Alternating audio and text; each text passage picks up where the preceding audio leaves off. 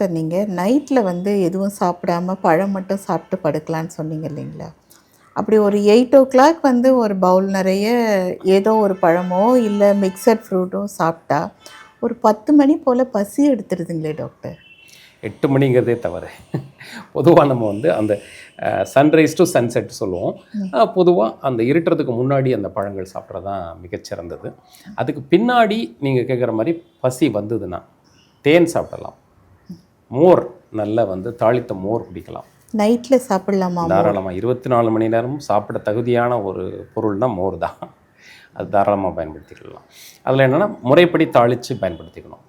நம்ம அந்த வெண்ணெய் முழுவதும் எடுத்துகிட்டு ஒரு இரும்பு சட்டியில் சூடு பண்ணி அதில் அந்த மோரை ஊற்றி எடுத்துக்கலாம்.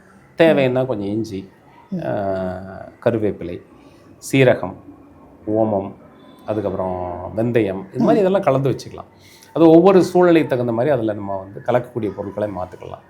வெயில் காலமாக இருந்ததுன்னா கொஞ்சம் இஞ்சி கூடுதலாக நம்ம போட்டுக்கலாம், சீரகமும் இஞ்சி கூடுதலாக போட்டுக்கலாம்.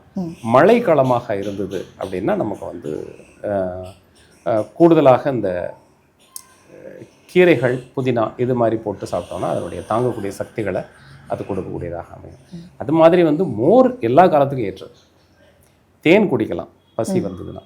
அதனால் இருட்டுறதுக்கு பிறகு சாப்பிடாமல் இருக்கிறவங்க வந்து ஆயுள் நீளும் அப்படிங்கிறதுல எந்த மாற்று கருத்தும் கிடையாது.